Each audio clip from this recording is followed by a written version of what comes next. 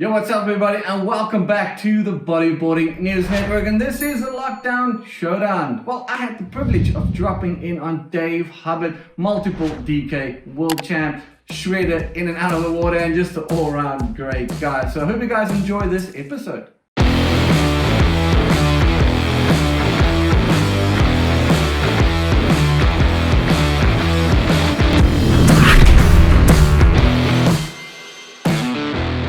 Well, welcome, ladies and gentlemen. We are dropping in on Dave Hubbard, aka Dubbo, the Wizard. And you know what? It's just an absolute pleasure to be here with you, dude. And thank you for taking the time and joining us here on the Lockdown Showdown, brought to you by the Bodyboarding News Network, by the way.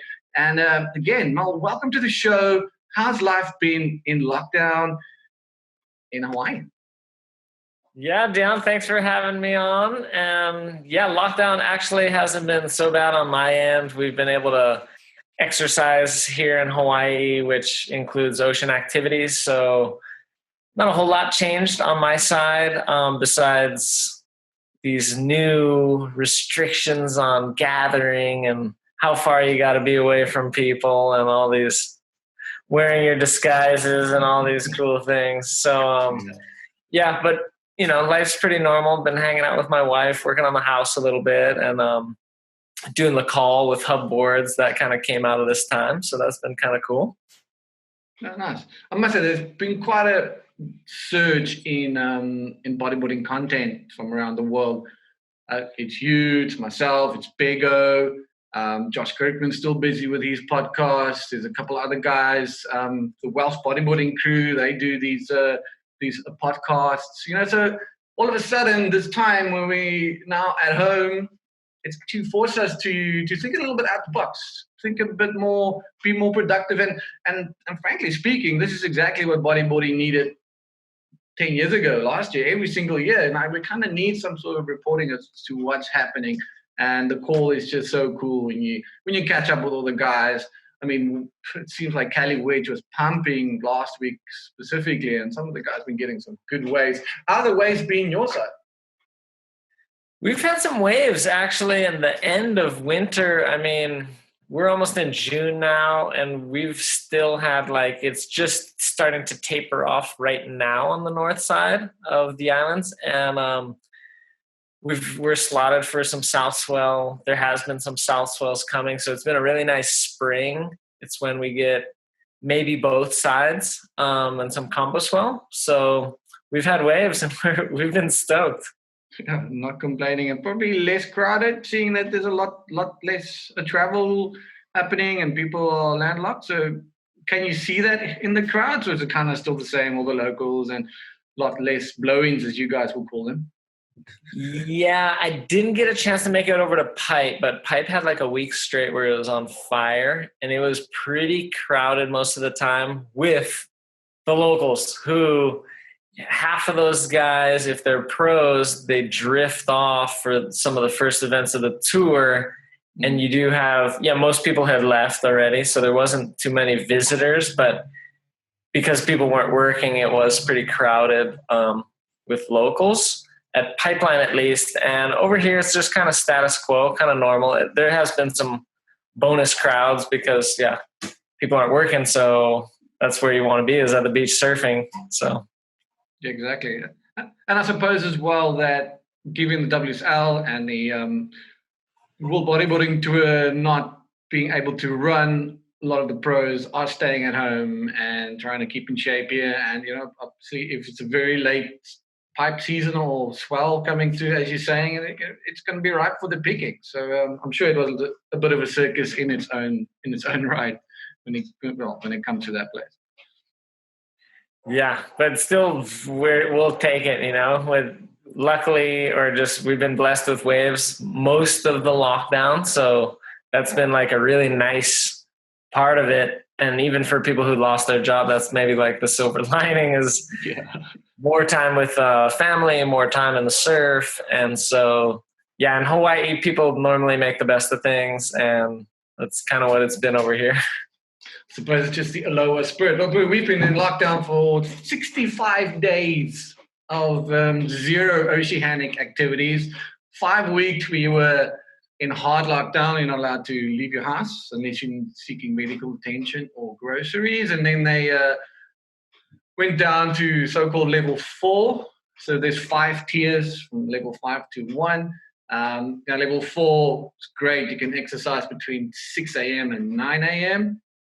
Mind you, it only gets dark from light from 7:30. So you've got a really small window.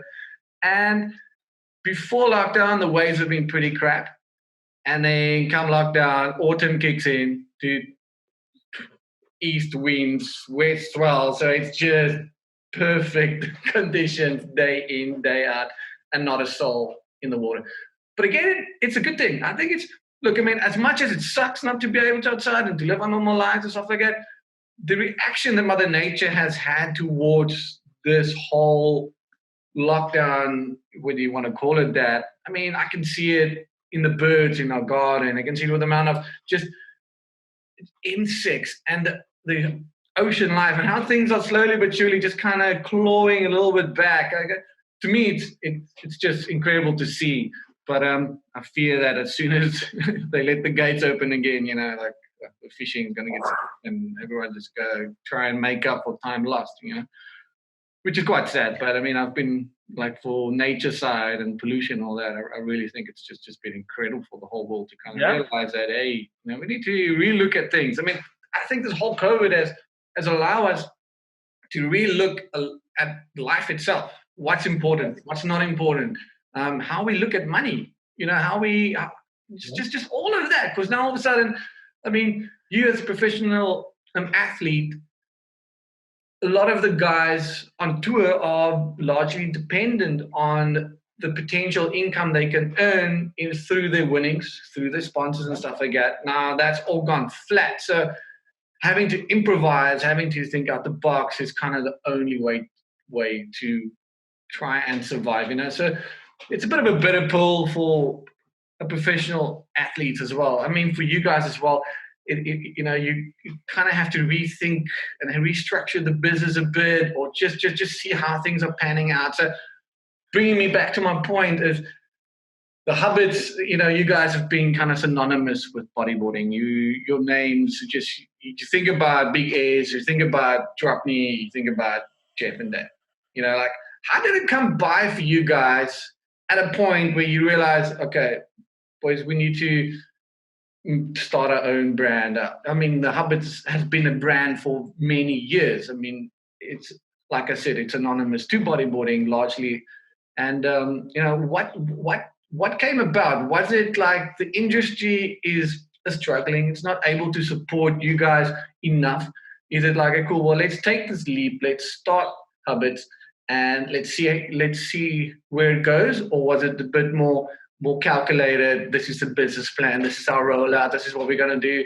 Kind of just evolving with time, and eventually signing up guys like Jared Houston and Tahiti Tay. Those Tahitians are nuts. But anyways, back to my question. Yeah, so it's been about 7-8 years since we started to come up with Hubboards and really start moving forward, and we were really blessed. What happened was we stopped getting paid from our sponsors, and we both had sponsors that stopped paying us kind of right around the same time. And we saw the writing on the wall with those companies that, not only were the checks not coming in, but they weren't gonna ever come in. And, that brought us to a decision, and we were, uncomfortable enough to make a big step in the direction of starting our own company, which wasn't probably on our priority list, or something not maybe that we were antsy to do, but we kind of got forced into it with that situation, which was such a blessing, because that was probably the best career moves for both Jeff and my careers, was starting this company together. And so just from getting forced kind of not into a corner, but kind of getting pushed up to the edge where we're going to okay, we got to take this leap of faith that we're going to be able to pull this off, that we're going to be able to, just connect all the dots. We had a good concept of what we'd like to do, but execution is different, whether it's in a heat, whether it's, commentating. Sometimes I'll just want to say something and then something else comes out. And just in life in general, execution it can be very different from your planning and your goal making. But we took that leap of faith, and we had some really good people behind us and who came alongside with us, and just started building a brand. Just started with bodyboards, and then started to add accessories, fins, wetsuits, and now we're, kind of a whole one-stop shop for bodyboard stuff, which is like, that's Jeff and I's dream, is to ride for a company that we can just be totally secure in that equipment, like basically what it comes down to, we're mixing a dream of continuing to ride professionally with riding what we want to ride. So sometimes if you get into an endorsement agreement, you're going to have to just take whatever that company makes and be happy for it normally and be pretty stoked. Sometimes it'll be a bit of a stretch and it won't be optimal for performance. But in this case, this just helped us to just bridge those two dreams together of continuing to ride and riding the best quality stuff that we can get our hands on. And that's pretty much what our brand is, I'd say, kind of in a nutshell. Yeah, I like that because you've basically taken your years of experience and now you've put that into the template to the exact point of the material, to the size, to the rails, to whatever, to suit you and your riding style to the T. But not just yours, your signed athletes, the market in general. I've seen a couple of blow up boogies which just look absolutely amazing, so much fun. So you guys have kind of stepped out of the corner and you took the bull by the horns. It was a time when the industry was fluctuating quite a lot and it was kind of do or die at the moment. But that's also the times in your life where you don't see the opportunities because you're kind of pressed in this corner. I need to fight my way out. And then everything becomes a lot clearer for you through the whole journey. And 8 years later, for any company in this world climate to be still active in 8 years of design development, amazing products, and amazing athletes, it's just testament to putting your head down, believing, and taking the blessings with both hands. So the next question is, who's the bossiest between you and Jeff? Jeff's the boss. He's older. And just our relationship. Well, he has an MBA, which is a master's in business administration. So he's educated. He's passionate. He's positioned with his experience in many ways to kind of lead. And I think he's doing an awesome job. I'm happy to support him and be that supporting position for that leader or boss or whatever you want to call him. I think he's doing a great job, and I think he's the man for the job. I wouldn't have it any other way. No, for sure. But wow, I think everybody's hearing it firsthand watching the show that Jeff actually is not just all surf and turf, but he's actually highly educated, getting an MBA. And an MBA is probably one of the toughest qualifications to get. It just sucks your life out for 2 years minimum. And now that's awesome. And it's again balancing your life with education, with business and stuff. I guess It's super hard. I'm also self-employed, and I'm doing another architectural course and stuff like that, trying to work towards my master's in that. But it's hard, and it's really hard balancing these two. And you need support. You just can't do it by yourself. And I think that's where you two meet just perfectly. And have a family-run business. You guys understand each other inside and out. And I think partnerships like that are a dime a dozen for any sort of business nowadays. Because it takes complete trust to be able to run a business on that, and trusting each of other's gut and calls and ideas and things like that. So that's really important, and that's really good insight to know. Just a little bit of what the machine or the engine is like in Hubbards, in the Hubbard stable. So that's really cool. Thank you for that. But next one is quite a cool one. So so last time you and I we hung out in Nazareth. I think it was those couple of days there. Then we had a big braai. Do you still remember what a braai is? Yes. It was Wilder's birthday, yeah? It was. That's it. Yeah, we were braaiing, and then I think the next day was the final day of the competition. I'm not too sure. Might have been, yeah. I don't know. This is when Jared won the title, right? Bro, that was probably one of the gnarliest moments. Wow. Those conditions, we're going to talk about that now. I mean, those conditions were just stupid come the final. But again, like with Jacob, you come back into the fray where you kind of play a really big pivotal role in keeping Jerry in check, making sure he's got everything he needs. Just supporting him as he's running up and down the beach. That rip is horrendous. And then against all odds, I mean, he had the lowest probability in winning the world title, the event. I mean, geez, it was Campbell. I think it was PLC also in the mix. I think Anna was also right up there at some stage. I can't remember who the exact guys were that were in the running, but specifically that day, I mean, Jerry, I think, went through 4 or 5 heats. And then the semis came. I think it was against PLC, was it not? Maybe if you can remember. But then the finals with Tanner getting that 10-pointer where I literally fell out of the commentary booth screaming. It's like, yeah, take it, Tess, take it, man. I'm going to the beach.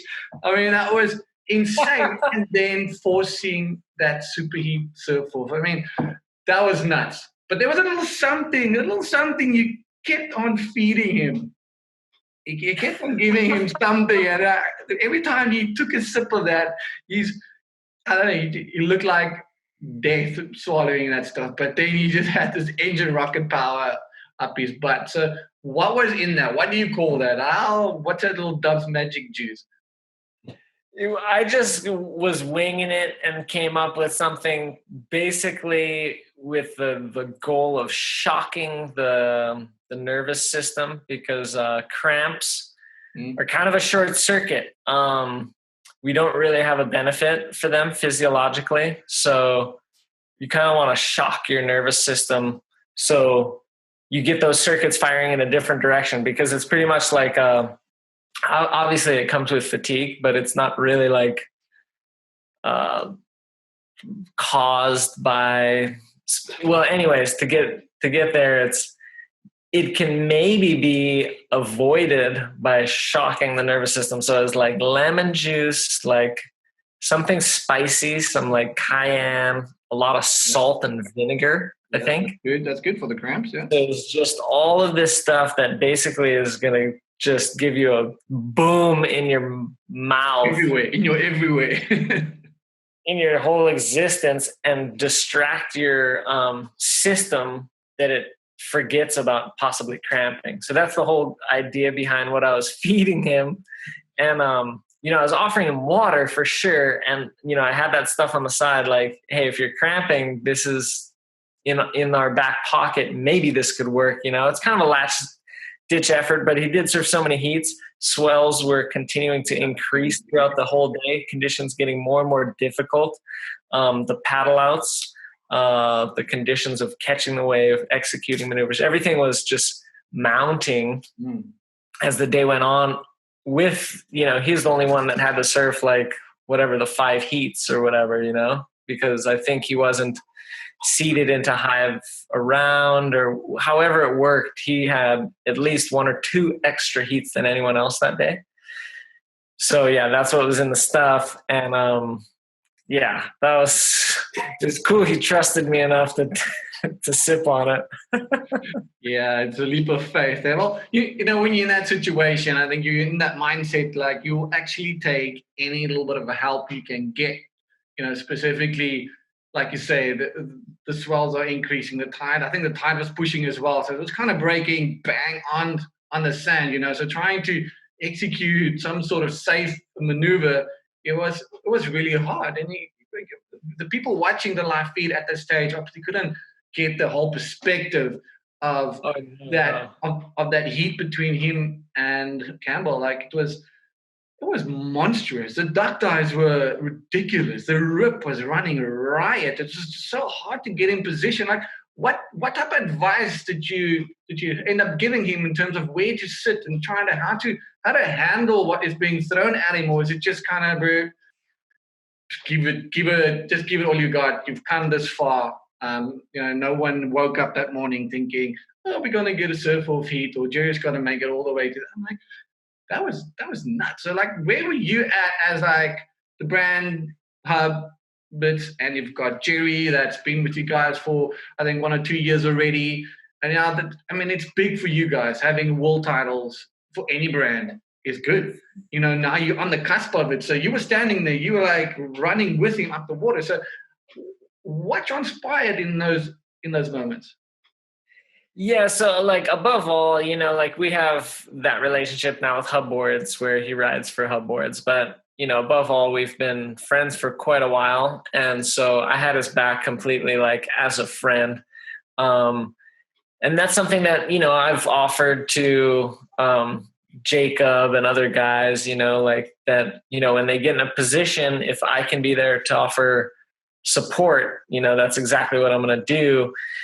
And, a lot of those times it's just having somebody in your corner. There hasn't been a ton of times where I give very specific, direct directions about what to do, because most of these guys I'm supporting are very capable competitors. They're amazing riders. They've put together enough heats to get to where they are. And I'm no longer in the event normally. So that means they probably are doing better than me. So I don't feel like I'm in a place to be telling them exactly what to do. That being said, I try to boost the morale as far as like reassuring and confirming what they are currently doing is good, unless they hit a block. And then I want to help them get past that with like either, hey, change the whole game. But in Jerry's case, he was on path from heat 1 and he was just unstoppable. So he didn't really need me to say like, go for lefts or do X or do this. I was just there to be like, hey, you're on the path. You're unstoppable right now. You're killing it. And give him any information maybe that he had missed, about the heat situation. It was hard to hear that day with wind and such big waves. So I might give him a little update on the situation and just confirm and reaffirm what he was doing, and just be there to run alongside him up the beach and just make sure he knew like things were moving with him. It wasn't just him fighting against the world. It was, hey, there's energy behind you right now. You're the one who has to go do it, but you're not alone. Metaphorically, he was alone in the heat, of course. Metaphorically, he had support, and that's what I was trying to offer. No, that's good. That's perfect. That's kind of all you can ask for at that time and stage. But you also have the experience to identify certain things, and I'm sure that also comes really handy at times as well. But you just mentioned the fact that when the energy's behind you, it takes years to get to that point for any athlete. Let's take some examples, like recent examples. So Jerry came against all odds. The chips were stacked against him, but again, everything fell into place as it was supposed to. And like I said, nobody knew at the beginning of the day that Jerry's going to be champion. And he fought all the way through. Let's look again at Tristan Roberts, like Tristan last year. Same type of scenario situation, but it takes years to get to that point. You don't get a world title just like that. It takes years. And then let's jump into Hawaii this year, where Ian Campbell gets the buzzer beater after spending many seasons in Hawaii, paying the dues, finally being able to be recognized as a pipe champion, which is quite possibly one of the most prestigious titles to have under your belt. And again, just that last minute, that last second, the energy's behind you. It's your time and it's your place to have this. It's up to you whether you're going to screw it up or not, or catch a rail and nosedive. But I mean, these guys are hopefully not that bad, but you get what I'm saying. So sure. This comes with that type of years and years of experience, like you're saying. I mean, you're multiple DK world champ, and it just doesn't. It comes from years and years of experiencing. Like Boogie Nations, that movie, the first one, blew the world's minds. All right, your DK role, bro. Yeah, bro. That was sick, and that just inspired a massive generation. Like, those were the golden years for bodyboarding media in terms of films. We would wait for the days DVDs get released in our surf stores, and from No Friends, from Tensions. I mean, you can name it. There's so many, but those were the ones. Those were the golden years. So it's just so cool to have that. I think I just kind of lost track a bit because we were talking about Jerry, and then I remembered your DK role. But in any case, I mean, it takes years to get to that point, and when it just falls in your favor, you just got to take it with both hands, isn't it? Yeah, and it's a super interesting dynamic. I've looked into it a lot, and I tend to notice it, and you could call it momentum.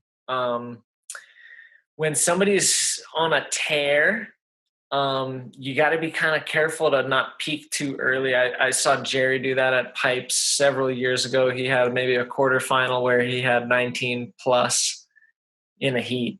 Yeah. Tough to do that in a quarterfinal. Hard to come into that semi and get even 16.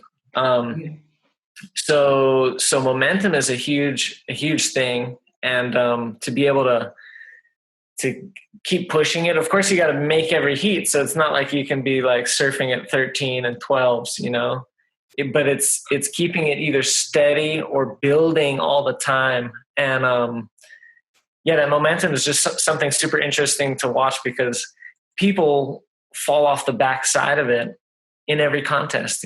There's somebody who gets second at every contest that was probably on fire. He was probably the guy to beat, and then he did get beat, So, I mean, that's the kind of scenario. You got guys that drop in the quarters, in the semis, who, day one, that was who was going to win the whole contest,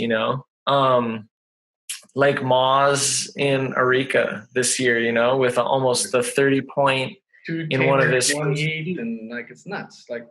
So, he's the guy to beat now from his performance on day one. Did that momentum continue all the way into the final? It didn't, obviously. So there's momentum is a super interesting thing to watch, and hard to manage, though. I'll tell you from the water point of view, easy for me to pick it apart watching, but to be in the water in a heat, it's hard to manage that, and you pretty much just have to go with everything. And like you said, it's the energy that's either going to carry you on through, fate, God, whoever you want to call it, the master plan, or if you believe in chance or whatever. I mean, there's only so much you can control, but it's always super interesting to watch momentum and kind of see where that's leading in any given event.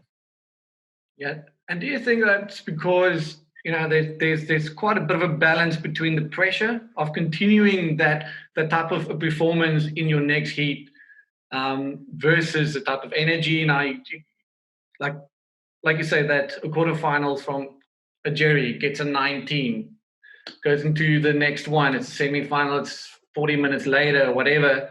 Now he's up against someone else, and all of a sudden the other dude gets all the good ways. You're falling by the waistline. You just can't build that momentum again coming from the early rounds. You're the guy to win. You're the guy to win. And Moz is a good example of that, especially at Arica. I mean, in 2019, it was he was just the absolute. He was a monster. He was a monster there. The one heat with PLC, and he gets 2 10s. Then in his free serve, takes off on this left-hand barrel, disappears. Oh, the guy basically stops filming, and then he pops out there by GT's rock. Like, how do you do that? And then unfortunately, you're in the water and you're trying to, in your head, you're pressure. I need to keep it. I need to keep it up. You kind of force your hand. And do you think that also comes into play when you kind of try a bit too hard? Maybe that's not the right words to use, but you put yourself on such a big pedestal that you need to maintain that, and then the disappointment comes after not making it. So how does that play? Yeah, I think you could put it in those words. I think it can go on both sides. I think you can either feel the pressure and really try at it, or I've had in my own experience, like, I've got this. I'm more comfortable now than in any of these other heats. Now that I'm in the final, it was heat I'm thinking of is Nazare versus PLC. And I just comboed Moz. I just comboed Ian. And now I'm in the final against PLC. And I did probably one of the moves of the year in a previous heat. And it's like, I'm good. Like, I'm pretty sure like no one can touch me right now. Not so egotistical, but very confident. And just all I got to do is do what I've been doing. Just not that complicated. Seems that it's been working. Stay calm. Just wait for the waves that are going to offer me that opportunity. And PLC, on the other hand, he just surfed a very smart heat. His mind was understanding what was going to be required to win the heat, whereas me, I'm just thinking, I just want to show more of my stuff.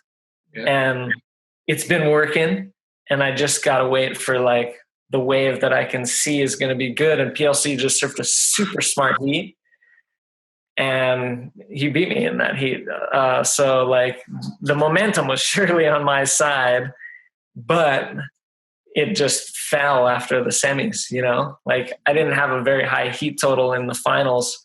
I think Pierre beat me with maybe 13 or something, maybe 14, and I was just coming off the back of 18-point heats, maybe, like 2 in a row, and my momentum failed. So it's like either you try too much, have too much expectations, or you're on the backside of it and you're like, hey, this is all happening. Like, I'm in the mode of the energy, like it's flowing. I'm just along for the ride. And then, in that instance, I needed to be maybe just a little bit more clever about surfing the heat and not just like, I'm in the flow and it's all going to happen. I'm just going to hang out and have fun, but then again, it's competition. And then you deal with that disappointment afterwards when I could have, should have done that. I think you like kind of deal with that's probably that same evening, and maybe still regret it the next morning, but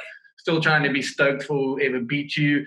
So that's probably also a big thing, or big hurdle you guys face is coming off that type of disappointment.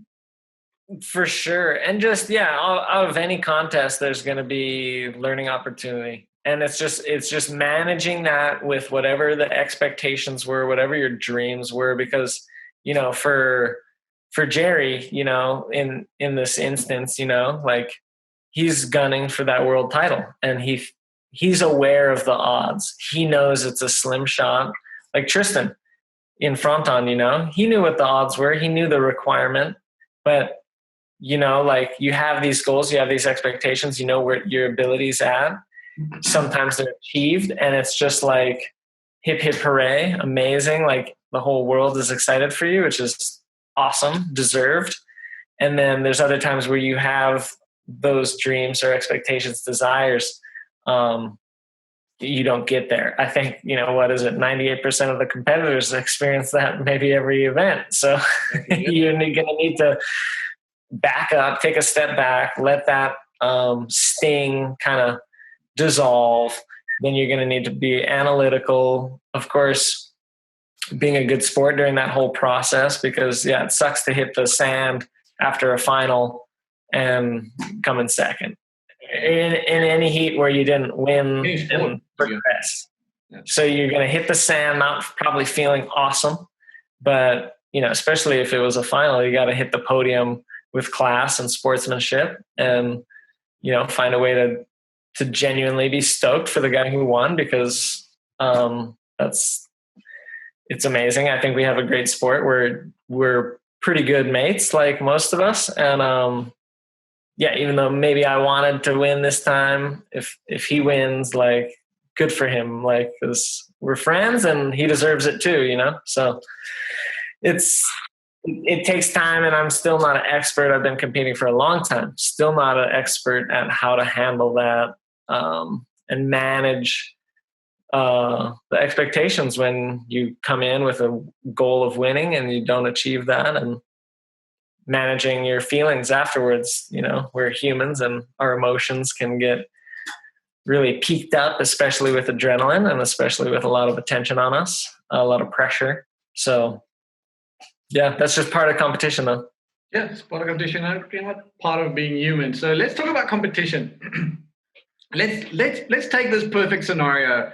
Floppos is 10-foot firing, best it's ever been. All right, it's you, and there's one guy that you hate to serve against in those conditions, or like, let's say there's one dude that you would not want to face against in that moment. Saying, like, who would that one athlete be? Do you have someone that you can throw out? It's like, all right, this is the one heat that will be the heat of heats. Like, I mean, let's say you've got that type of conditions we've had with Jacob, but it's just perfect and it's just all time. So now the one guy that you would fear the most in those type of conditions, or any heat that you have a lot of respect for. Let's just rephrase it. So there's this one athlete that now you're up against. You're going to tell us who, and specifically those conditions. I mean, certain guys excel in certain conditions, but, you know, it's pumping floppers, and it's probably one of the best bodyboarding ways in the world, you know. So, and it's the final. So who would that guy be that, you know, you need to have your guard up and, you know, you got to throw everything at it? It would be GT, because I've seen him in very similar conditions to what you're describing. And, you know, you mentioned it earlier about GT's rock. You know, he's got a name, a little piece of that reef named after him because of how close he came to getting his head ripped off. He's an absolute animal. One of the heats he beat my brother in out at Arica. I was watching it, and he was taking off on 8 to 10 footers, and he was getting smoked. He took 2 or 3 big ones until he got into the rhythm, and then he started getting sick ones. But he was chipping away at that left and not giving up.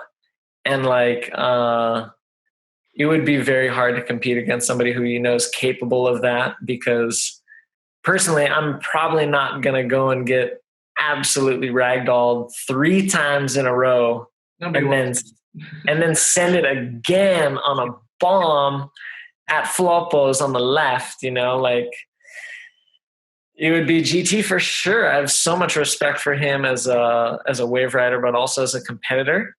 There's a time where I was very close to meeting him in a final at Sopolana, but I didn't pass my semi, and I was kind of fearful of the prospect of meeting GT in a high pressure heat, man on man, and the conditions were minor, you know, like no life being threatened, but kind of almost, at least at one point, any condition, he was the guy who I would prefer not to go up against. I'd go up against my brother. It'd be a mental battle.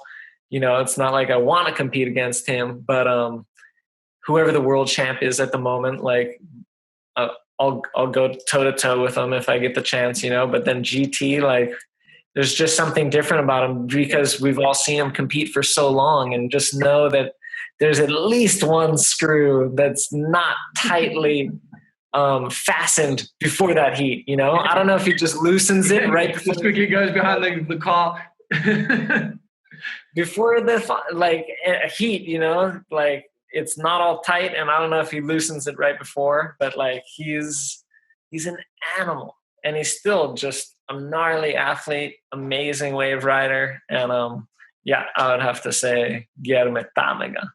Yeah, and how sick was that photo of his coming out of pipe with that backwash kind of thing, looking like it's like 100-foot Hawaiian, but you know, it's just nuts. Like it's just, that was probably one of the most photogenic type of moments coming together in terms of a pipe shot. I mean, there's many glorious pipe shots. And that's a prime example, because I was one of a handful of guys on the backside of that wave, and when we saw GT paddling for it, each one of us knew that there was not going to be an exit on this wave.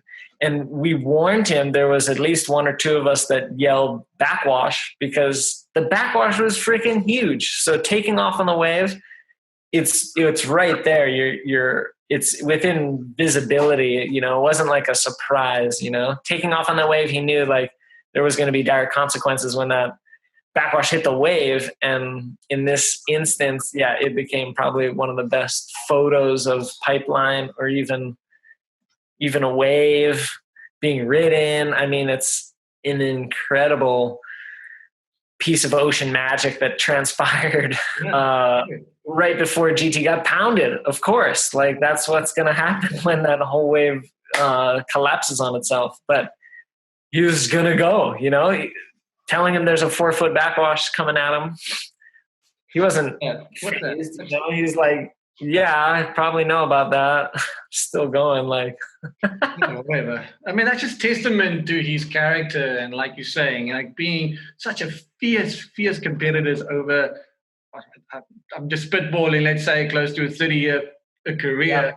I mean, he's seen it all. He's a lifeguard as well. So now over and above, you know, he's literally probably one of the most experienced watermen in any type of conditions. I would say, you know, he comes into like a handful of guys that you can name that really is on that upper echelon of complete, like a waterman, you know, like Mike and some of the stand-up crews. Like it's a rare thing to have, you know, to be able to kind of just switch your brain off, ignore the fight and flight modes, and just override that, because you have confidence in your ability. You have confidence in your fitness level and your experience. Sure, your Mother Nature, she's the boss, but you know, you can identify certain things in certain ways that a lot of people can't. I mean, you know all about that. I mean, you can see things. You can see what a wave is going to do just by looking at the peak and just turning and say, okay, it's gonna open up, it's gonna close out, and there's like just that ability to assess everything so quickly. You know that you can't go buy it in the shops. You know, you need to work on that for your lifetime. You know, so yeah, it's just it just testament to the amount of time you spend in the water to kind of get to that point. So getting to our next point, staying in Arica, Jacob Romero. So that was also probably one of the gnarliest inverts in the contest history, like especially at floppers. And he mentioned that you were his board caddy. You were in the channel, and it's the first heat of the day. It's gloomy, it's misty, floppers. It's typical classic Arica, you know, Chilean weather. And I think the heat just started. Like, why? Just give us your account of that moment transpiring pre, during, and post. So the wave came in, Jacob's in position and starts to go, and I can see that this wave is going to be like insane. And while he's taking off, in my mind, I'm just saying to myself, slow down. Like, this was probably the best right I've ever seen at Arica. Like an easy 10 to just pull into the barrel. He'd just take a slow line, and I'm mind surfing it, of course. So I'm watching him, just thinking, just take a slow line and just sit in this thing. You don't have to do anything. It's just going to barrel over you the whole way through. And that's what's so gnarly about the invert, is it happened at a very, very hollow point of the wave. Not only did he have so much speed coming from the peak, but anyways, the only other right I've seen like it was Ian Campbell got a 10 on a right that was like just barreled all the way through. There's a section that it normally doesn't continue the barrel, and it normally doesn't barrel good off the peak anyways.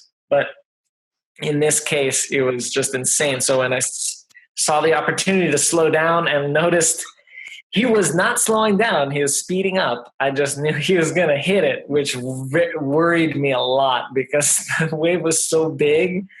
I was pretty convinced that coming at the section full speed was going to result in exactly what happened. So I was kind of terrified for him, like right away, like, cause I just knew what his intention was when he took off, and he was just eye on the section, speed line. So I was kind of hoping that my, what I thought was going to happen wasn't going to happen, but sure enough, he just went for it, hit it, and just went way up into the air. And I'm looking at it from the side. The straight on angle gives you very little depth perception about how hollow that wave is. So like, even if the wave face was really flat, he got really high and he fell really far. So that's already grounds for possibly an injury, let alone just getting kind of rolled violently by the wave. But it was super round. And he was going towards flats. You know, there was no transition area. There was no safe place for him to land. And yeah, like he talked about in the drop-in section, when you interviewed him, you know, even though he just kind of casually, you know, did an invert, there was so much hang time. He over rotated, which is like, normally that takes a lot of effort to over rotate, but he just, you know, did a turn upside down, but he was falling for so long.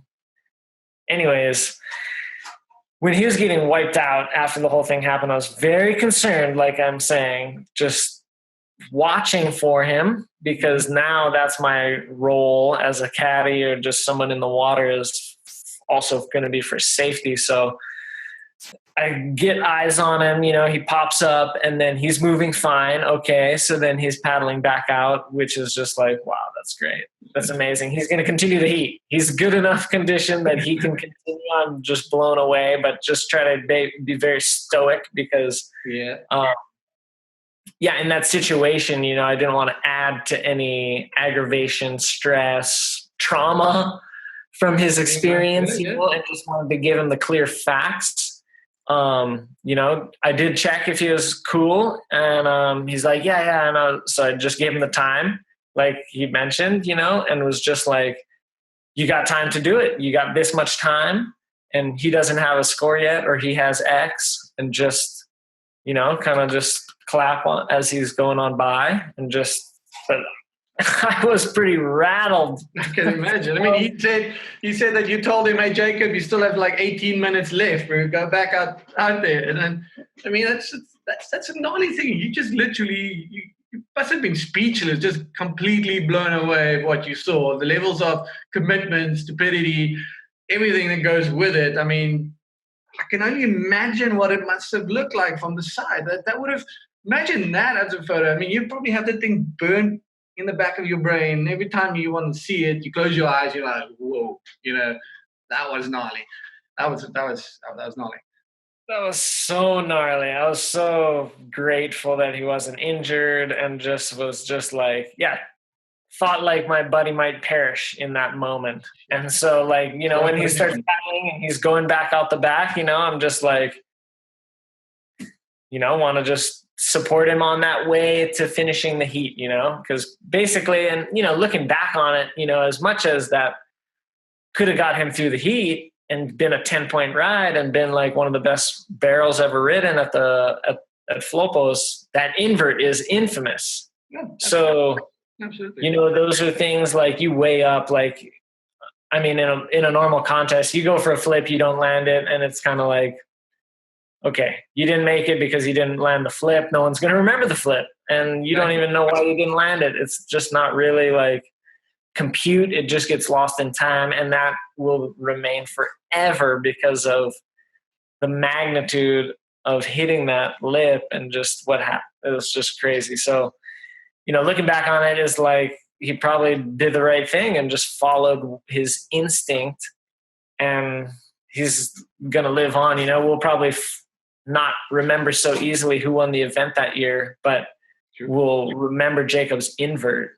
So yeah, incredible moments we've had in bodybuilding around the years, So as we start winding down, is there anything that we can expect from the Hubbards family anytime soon? Any new edits, any new projects happening? Still on the download? Do you guys have maybe any aspiration coming down to South Africa, basically surfing, Skeleton Bay before time runs out? Maybe this year, maybe next year. I mean, that's something you guys need to experience. I mean, ask any guy that surfed that wave. It's incredible. The mechanics of that thing. But anyway, I'm getting a bit carried away. So is there anything that we as Hubbard fans can expect maybe from the near future? Something you can divulge, or keep us a little bit of a stoke? Yeah, well, I'm still hopeful for some of the events in the fall or winter to transpire, still have my eye on Sintra and hope that I could make it over to Europe this fall. And so, until then, we're just going to be practicing, waiting to see what's happening on the world scene, preparing, working on the brand, continuing with calls to our ambassadors. But Jeff and I definitely have plans when we're able to do something with Jerry, the three of us, to go and shoot something really cool, hopefully, and get film for an episode. We haven't dropped an episode in a little while. So we'd like to film for one, all three of us together again. And let's see if we can do that this year. We'd love to. But just kind of aiming at the fall, as far as like what could be realistic. Just continuing over here in Hawaii. Jeff's all stoked with his daughter on Oahu. If the inter-island travel restrictions lift, he'll come over and visit us and the rest of the family here. And if those travel restrictions weren't in place, I would have visited him for that week of pipe. But we're just stoked at home and things are cool, and let's see what happens. I'm just really flexible, and obviously I think everybody's learning how to be flexible now. And let's just see what happens, and it'll be good either way. No, fantastic. Look, man, it's just really great chatting to you. Thank you so much for the incredible insight and just all the cool stories. I'm really looking forward to hanging out with you guys again. Hopefully, the world allows us to go out and play, and maybe see you in Portugal, see you maybe in the Canaries in the fall and stuff like that. So, let's just maybe hold thumbs and hope and pray that we can get through this pandemic, as I say. It sucks for everyone. I think it's it's a tough thing. A lot of people are perishing, and it's a tough thing. So we can only be positive and hope for the best. And the world is working together towards one common goal. But in saying that, thank you for allowing us to drop in on you. Full on straight hander, quarter rail, like proper beating. No, I'm just kidding.